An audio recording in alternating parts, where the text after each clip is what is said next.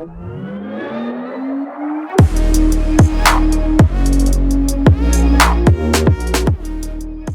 what is up? It is Shannon the Johnny from the Trinisphere, where Timmy, Johnny, and Spike battle over all things EDH. Today I'm here to talk about Verazol, the split current, and a list I'm calling Verazol's Ascendancy. Now, as a Johnny, I'm looking for esoteric and underutilized cards to play in EDH, but if you're more of a traditional beat 'em to death with fatties player, be sure to check out Timmy's $50 Phylath list. If you're more into interacting with opponents and beating them on the stack, be sure to subscribe so you get a notification when Spike pumps out their Yasharn Staxy deck list soon. But enough about the future. Today we're here to talk about Verazol, the split current. Verazol, the split current is a 2-mana and X 0/0 serpent that enters the battlefield with +1/+1 counters equal to the mana spent to cast it. Whenever we cast a kick spell, we may also remove 2 +1/+1 counters from Verazol, and if we do, we copy that spell, and we may choose new targets for that copy. Two cool things to note about Verazol. One, the +1/+1 counters put on it are equal to the mana spent to cast it, not equal to X. That means X can equal 0, and Verazol still gets 2 +1/+1 counters on it because we spent a green and a blue to cast it. It also means that when we play commander tax, that tax equals more +1/+1 counters for Verazol. So it's a very versatile, very easy to cast commander, early game, late game, and all the places in between. The second thing to note about Verazol, it says whenever we cast a kick spell, it doesn't say kicked instant or sorcery spell. This means Verazol has the ability to copy creatures, artifacts, and enchantment spells while they're on the stack. Now, if you dig into the magic rules, you'll find out that this is a real thing. I didn't know about this. You can copy a creature spell on the stack. What it does is when it resolves, it creates a token of that creature. If the original creature that you're copying was kicked, the token will also be kicked. This is a really cool way to play Verazol, that it's a way to do a lot of copying of creatures that were kicked. So how can we leverage that into a win? Well, it may be boring, and we may have seen it quite a bit in EDH, but Simic Ascendancy does work very well in this list. This 2-mana enchantment says, whenever one or more +1/+1 counters are put on a creature we control, put that many growth counters on Simic Ascendancy. Then at the beginning of our upkeep, if Simic Ascendancy has 20 or more growth counters on it, we win the game. That's a chef's kiss to a Johnny. You win the game. Because we're always looking for ways to win outside of combat.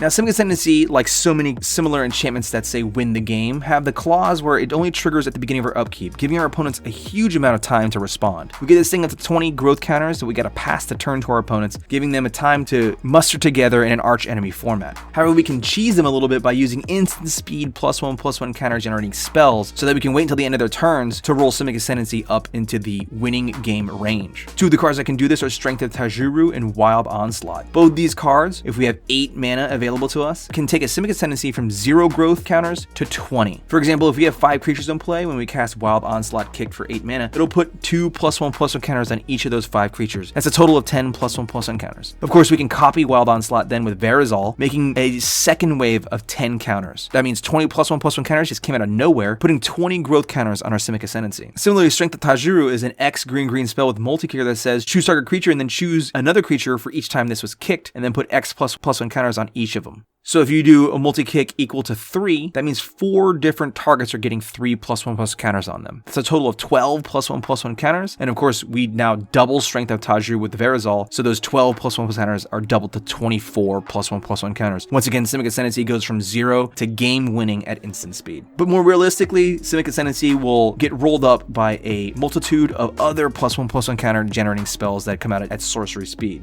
We have things like Gnarled Colony, Kavu Titan, Myriad Construct, and Untamed Kavu. All of these cards have kicker, and all of them generate a ton. They come into play with a ton of +1/+1 counters on them. And of course, if we copy them with the Verazol, the copy will also come in with +1/+1 counters. And I'll note here real quick that Simic Ascendancy does have a ruling that says if a card were to come in with +1/+1 counters on it, that does trigger Simic Ascendancy to grow. And we'll run out that kickable counter list with Inscription of Abundance. This 2-mana instant says choose one of these options, but if you kick me, choose any number of them. And those options are to put 2 +1/+1 counters on a creature, gain X life where X is our biggest creature, and/or target creature we control fights. So we can double this one to kind of take out 2 opposing creatures, gain a chunk of life, and make 4 +1/+1 counters at instant speed. Some other non-kickable counter generators include Avenger of Zendikar, Evolution Sage, Hadana's Climb, and Hangerback Walker. Avenger of Zendikar and Evolution Sage are great because they are landfall +1/+1 counter generators. And of course, there is a ruling that says proliferating a creature with a +1/+1 counter on it does trigger Simic Ascendancy. And then Hadana's Climb is a call out to our backup strategy. If somebody blows up your Simic Ascendancy, you want to to slap them really hard for doing it, punish them. Katana's Climb is a 3-mana enchantment that says, beginning of combat, we put a +1/+1 counter on a creature we control, and then if that creature has 3 or more, we flip into the Simic Kessig Wolf Run, as I call it. This land says for 3 mana and tapping me, target creature we control gains flying and +X/+X, where X is its power. So this allows us to evade blockers and double our damage output to really punish the fool who destroys our Simic Ascendancy. Now, Hangerback Walker falls into the category, like Myriad Construct and Avenger of Zendikar, of big token generators. Now, those don't necessarily immediately lend themselves to +1/+1 counters, but we do have cards that work really well in that environment. Master Biomancer and Path of Discovery both trigger on any creature in the battlefield, including tokens. Master Biomancer puts +1/+1 counters on those creatures equal to its own power, which starts out as 2, and Path of Discovery similarly has each of them explore, which means we can either draw until we hit a non-land card, and we can leave that non-land card on top so that every subsequent token enters the battlefield with a +1/+1 counter on it. Some other +1/+1 counter synergistic cards include Branching Evolution, Doubling Season, Pure Imaginative Rascal, and the Ozolith. Doubling Season and Pure are very good with Simic Ascendancy because both increase not only the +1/+1 counters being put on things, but also the growth counters being put on Simic Ascendancy, so you get that doubling effect. Branching Evolution is the newer, cheaper version of Doubling Season, and then the Ozolith is a really cool card in this build because the shuffling of +1/+ counters back and forth between things is actually written in the rules as the removal of counters from one thing and then the adding to another. So whenever we move +1/+ counters onto something, that's the same as adding +1/+ counters to it, so it also triggers Simic Ascendancy. So you have these niche cases where you can cast a creature with 10 +1/+ counters on it to give Ascendancy 10 growth counters, and then you can bounce into your hand, which will shuffle all of those counters onto the Ozolith, and then you go to combat, which will shuffle them all from the Ozolith onto another creature. Boom, another 10 growth counters. You just went from 0 to 20.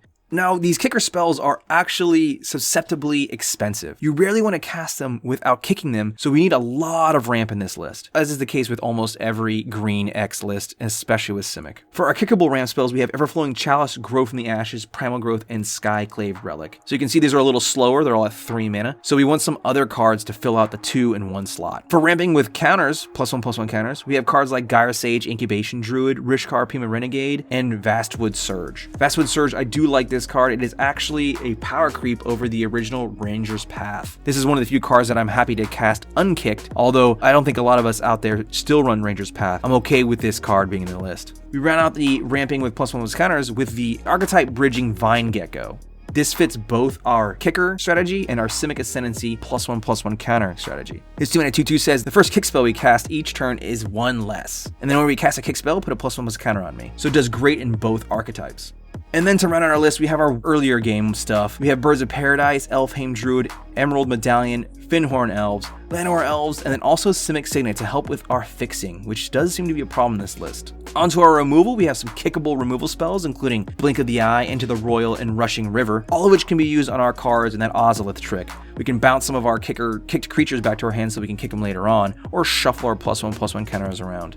For more permanent removal, we have Mold Shambler, Territorial Allosaurus, and Thieving Skydiver, able to blow up, fight, or steal our opponent's threats. Lastly, we have Force of Vigor, our instant speed, free to cast response to somebody trying to win the game with some other jank. For counter magic, we're going to run Fierce Guardianship, Negate, and Swan Song. You may be tempted to run things like Force of Will and Force of Negation, but we do not have as many blue cards as you'd think. You can still jam Mana Drain and Pact of Negation and all those other obnoxious counter spells, but I'm trying to not run them in every single blue list. For draw power and kicking, we've got Courthelm Chronicler, Inscription of Insight, Jace Mirror Mage, and Sphinx of Lost Truths. I do love any card that says whenever you do your thing, go ahead and loot, and Courthelm Chronicler is really good at this. This 3 mana 2/2 says whenever we cast a kick spell, draw and discard. And I love this because it helps us dig down deep for our combo pieces. Similarly, Sphinx of the Lost Truths says when I ETB, loot 3 times. But if you kick me, you can just draw 3 instead. For drawing with +1/+1 counters, Benthic Biomancer fills that niche of do the thing, loot. We also have Fathom Mage, Prime Speaker Zagana, and Toothy Imaginary Friend.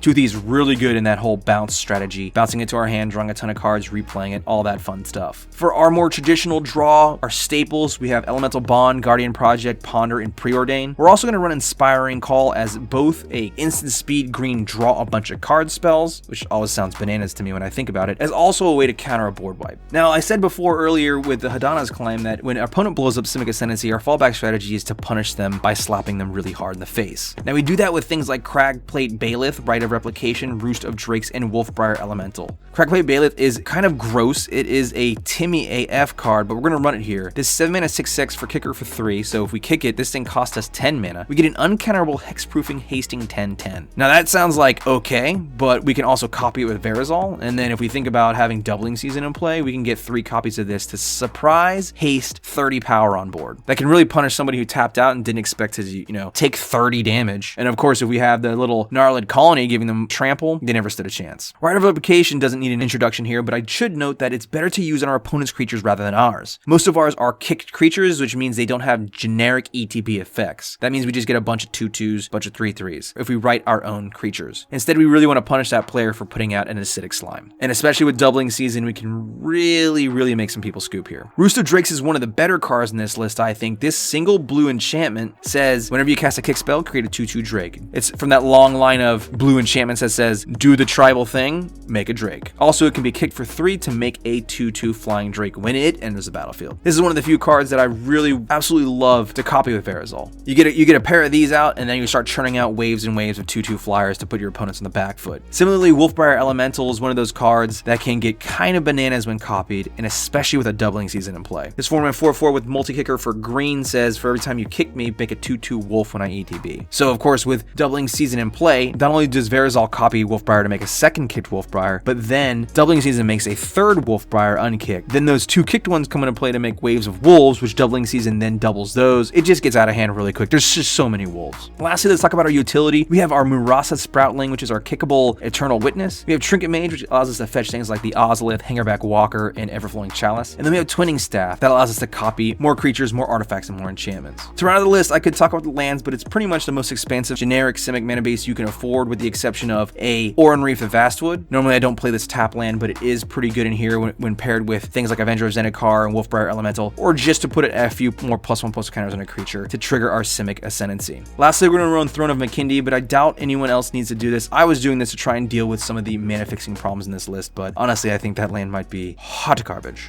So what do you think of this Verazol Ascendancy list? Do you think I stand a chance against $50 Fight, or Yasharn Stacks, or Zerasan Mill? Be sure to stay tuned, like this video if you enjoyed this look at Verazol the Split Current, and subscribe if you want to get notifications when other deck techs and the gameplay featuring this list come out soon. Alright, that's a wrap from Shannon the Johnny. As always, great minds brew alike.